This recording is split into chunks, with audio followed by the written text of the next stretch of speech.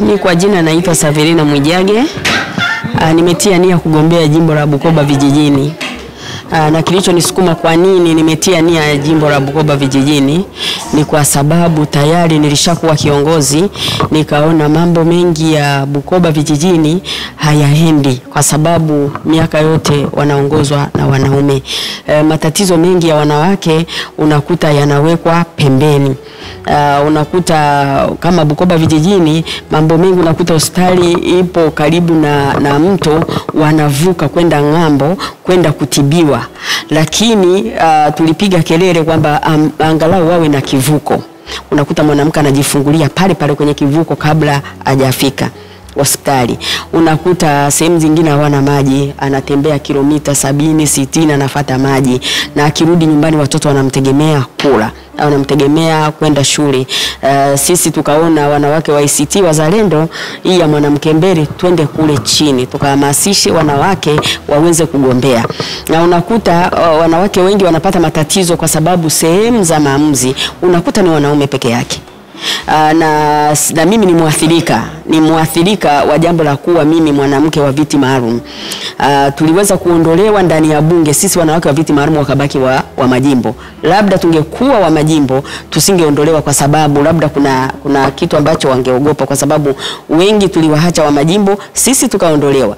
Na unakuta sehemu za maamuzi wanaume ni wengi, wanawake ni wachache, kwa sababu wakiwa wengi kwenye sehemu ya maamuzi wanawake wanakuwa wanatetea wanawake wenzao sehemu ya maamuzi.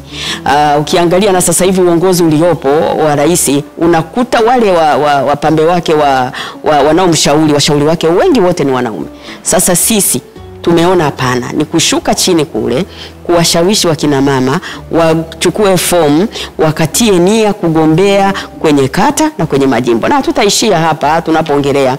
Sisi tumepanga kwenda mpaka kule chini kwenye mikoa mingine kuhamasisha hao wanawake. Tukikaa hapa tutaendelea kuhamasisha hapa Dar es Salaam, lakini tutakwenda mikoa yote ya Tanzania ili wakina mama wanaotuangalia leo wajue kwamba tunakwenda kule kuhakikisha kila mwanamke anachukua fomu kugombea, na sisi tuko nyuma yao kuweza kuwasaidia, kwa sababu tayari tuna mwanga mbele wa kujua mwanamke anasaidiwa vipi. Wengine wanaogopa na kwambia mimi sawa nimesoma nina nini, lakini mambo ya kusimama kuongea siwezi. Na sisi tutakuwa walimu wao, kwa sababu tayari sisi tumeshaiva kisiasa. Sisi twende tukawahamasishe wale wakina mama, wakishachukua fomu wakagombea udiwani katika halmashauri mle zinaingia fedha za vijana na wanawake, lakini unakuta chama kilichopo tawala wanazigawana wenyewe. Wale wakina mama ambao ni walengwa hawazipati, kwa sababu mle katika kwenye maamuzi hakuna mwanamke. Unakuta madiwani wengi ni wanaume, unakuta angalau viti maalum 2-3 wanajiita, na wanawake sisi tunajirudisha nyuma.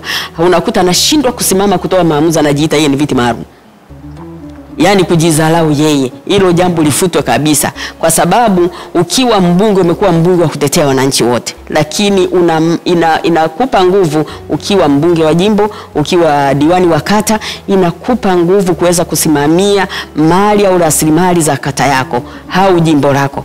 Wewe unasimamia. Kwa mfano inatokea kama pesa za jimbo, wabunge wanaume hawajui kwamba wanawake kule wanapata shida chini, wanazipangia mambo mengine. Hawajui kwamba wakina mama wanakosa maji, wakina mama wanakosa dawa hospitali, wanakuambia watatoa bima lakini haziwafikii. Unakuta mama anahangaika na mtoto kupata dawa, amebeba mtoto mgongoni, mtetezi wake hayupo katika halmashauri, mtetezi wake hayupo bungeni. Ukiangalia bunge lile wanasema tu wamo wengi wanawake wako 100 lakini unakuta wengi ni viti maalum, na viti maalum anagaidiwa kwa sababu yeye ni viti maalum. Mimi nitoe mfano mmoja, nishawahi kugombana na marehemu Magufuli. Mimi nikiwa ni mbunge wa viti maalum mkoa, niliweka mkutano Chato, akaweza kusimamisha mkutano wangu, lakini ambavyo mimi najua katiba, najua na kanuni zilivyo, tuliweza kugombana na mkutano wangu ukaendelea. Ni kwa sababu ni viti maalum. Sisi tunapigana wanawake, tushirikiane kwa pamoja, tujenge kwa sababu sisi wote tunajenga nchi moja. Tukiwa na mbunge Kigoma wabunge 3 wanawake, angalau 3 wanaume, sisi wanawake tuna uwezo wa kusimama kwamba mwanamke mwenzetu ni mbunge wa jimbo, anasimama, ameshinda ubunge, sisi tunasimama kwa pamoja kuweza kuwa na sauti moja. Na tunaendelea kuwashauri wanaume au viongozi wajitahidi kuhamasisha wanawake waingie, kwa sababu ukiangalia wapiga kura wanawatafuta wanawake. Unaona kama sasa hivi uongozi wa sasa hivi wanakwenda kwenye vikundi vya wanawake, wanawashawishi. Kuna vyama vya wanawake, kuna makundi haya ya kupeana, kukopa na kulipa, ni wanawake. Unakuta pale chama tawala wameingia wale wanawake, wamewateka. Sasa na washauri wale wanawake na wenyewe wachukue fomu. ACT na wakaribisha wachukue fomu, wakagombee, waweze kuwa na maamuzi yao ya kuweza kujipangia kwamba sisi bwana, pesa imeingia, inakwenda kwa wanawake, kuwasaidia wanawake wa chini. Hatutaweza wote kuingia kwenye uongozi, kuingia kwenye ubunge au kuingia kwenye kata, lakini baadhi katika kata 29 za kwangu za Bukoba vijijini, angalau kata 15 au 16 waingie wanawake wagombee udiwani. Na tayari nimeshaanza mimi kuhamasisha wanawake kujitokeza kugombea. Na sasa hivi katika mkoa wangu wanawake ni 3 wameshaweza kutia nia kugombea majimbo. Kwa hiyo najivunia kwamba mwanamke kumhamasisha ataweza, na sisi tutaendelea hivyo hivyo. Tutakuwa na ratiba kwamba wiki hii tutakuwa kwenye jimbo fulani, mkoa fulani, wiki hii mkoa fulani. Kwa hiyo wanawake wote kuweza kuhamasika na kuchukua fomu na kugombea. Na watu wamekata tamaa sana. Wamekata tamaa ya kugombea, kukata tamaa ya kuweza pia kupiga kura. Uzuri wewe ulikuwa mbunge kipindi kile 2015 mpaka kuelekea 2020. Na nataka uzungumze na wale ambao wamekata tamaa. Kuna wengine ambao wanasema kwamba watapiga kura, kuna wengine hawatapiga kura. Nyinyi chama chenu kinakwenda kushiriki kwenye uchaguzi huu wa 2025, na unataka pia, na kampeni yenu inataka pia wanawake waweze kujitokeza kwa wengi. Mnawaambiaje hawa ambao tayari wameshakata tamaa? Sisi tuna hii linda demokrasia inakwenda kuwaambia wanawake kwa nini sisi tumeingia kwenye uchaguzi. Mimi nakumbuka kuna mwaka ambao tulikuwa bado tuko kule, hatukuingia kwenye uchaguzi. Walipata matatizo mengi, hawana mahali pa kuwasemea. Nani atawasemea? Wewe unasema siingii kwenye uchaguzi, unazila chakula hapa na wenye njaa ni wengi wanakula. Mimi nawaomba watupigie kura, ACT Wazalendo, twende kuwasemea, na ninawaomba wajitokeze waende wakapiga kura, wasirudi nyuma, kwa sababu kupiga kura ni haki yake ya msingi. Asipopiga kura anarudisha maendeleo nyuma ya familia yake na familia zingine, lakini akipiga kura ni haki yake. Na ndio maana kale kakadi tunakaita mkombozi, kale kakupigia kura anakwenda kukomboa maisha yake na maisha ya watoto wake. Ukisema siendi kupiga kura, nimekata tamaa, wale wanaendelea kuchukua. Kama leo hii tumeharibiwa uchaguzi wa 20, tumekaa bila kuwa na uongozi, tumekwenda kwenye serikali za mitaa. Mimi juzi tuliweka kata zote na majimbo yote, wakatuharibia uchaguzi, lakini hatujakata tamani, kwa sababu tunaowatetea bado wako kwenye kisiwa cha umaskini, bado wako kwenye matatizo makubwa. Kwa hiyo kuangalia watu wetu walivyo wa Tanzania, ukitembea Tanzania hii unakuta bado kuna shule zile ambazo watoto wanakaa chini, hawana madawati, hawana madarasa. Zipo vyoo, utakuta tundu moja ni watoto karibu 100 vya vyoo. Lakini wakikata tamaa, watoto wao wataendelea kuteseka kule. Lakini akipiga kura au akagombea, tayari amemkomboa mtoto wake, amemkomboa mtoto wa jirani. Kwa hiyo nawaomba sana, hamasa yangu, sisi tumekwenda kugombea kwa sababu kuwatetea. Hawana mtetezi. Ukisema siendi, hawana mtetezi. Chama kinabaki kimoja, chama tawala. Kile wanachumia matumbo yao.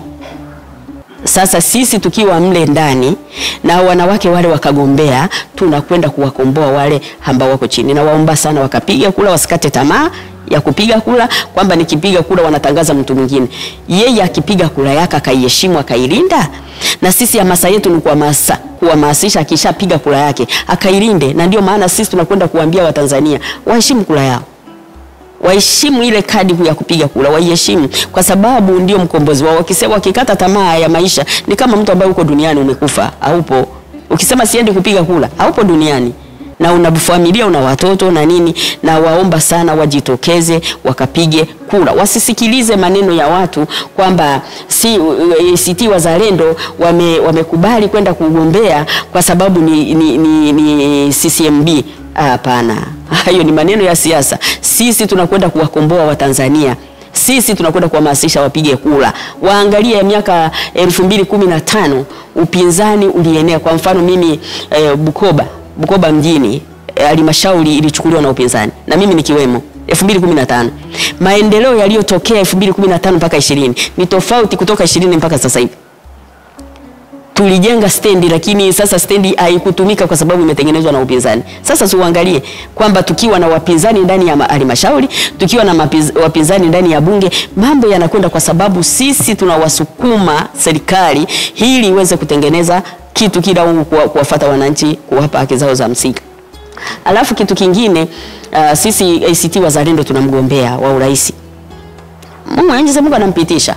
Sisi tukiwa wabunge huku na yeye akiwa rais, tayari washauri wake ni sisi wanawake wengi, tunakuwa wengi wanawake kumshauri, bwana angalia mheshimiwa rais huku nyuma kuna wanawake wenzetu wanapata shida. Lakini ukipita rais, washauri wako wakawa wanaume, mambo yataendelea hayo hayo tunayoyasema na tunajadili tusukuma twende kugombea. Kuna watu hawaamini pia kupitia mwanamke. Unazungumziaje? Umeniambia hapa kuna mgombea wa urais ambaye mlokuwa nao. Tuna rais pia Tanzania ambaye tulokuwa naye pia sasa hivi. Lakini kuna watu bado hawaamini kupitia yeye. Lakini nyinyi mnakwenda kusimamisha pia mgombea wa urais mwanamke kwa ujumla. Watu hawaamini hilo sana. Unajua jambo nililotangulia nalo ni hilo kwamba